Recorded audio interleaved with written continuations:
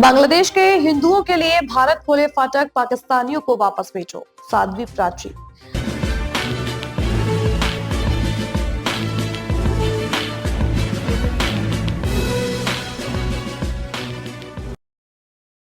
बांग्लादेश में हिंदू अल्पसंख्यकों पर हो रहे अत्याचार को लेकर हिंदूवादी नेता साध्वी प्राची ने तीखा बयान दिया है।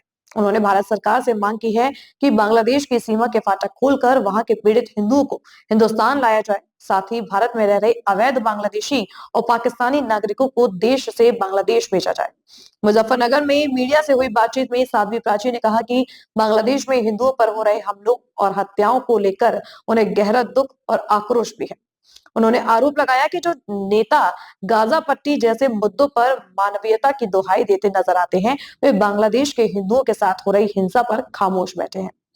उन्होंने तीखे शब्दों में कहा कि हिंदुओं के मारे जाने पर ऐसे नेता बेसुध हो जाते हैं और उन्हें कोई पीड़ा नहीं होती। हिंदूवादी नेता ने केंद्र सरकार से अपील करते हुए कहा कि भारत को अपने हिंदू भाइयों और बहनों की रक्षा के लिए ठोस कदम उठाने चाहिए। उनके अनुसार बांग्लादेश के हिंदुओं को भारत में सुरक्षित शरण देना समय की मांग है।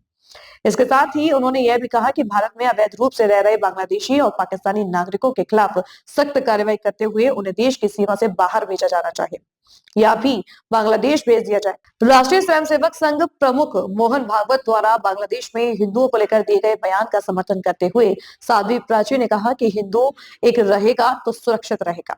उन्होंने जोर देते हुए कहा कि जहां जहां हिंदू समाज बिखरा है वहां उसे बांग्लादेश के हिंदुओं की स्थिति से सबक लेना चाहिए। उनके मुताबिक एकजुटता ही हिंदू समाज की सबसे बड़ी ताकत है।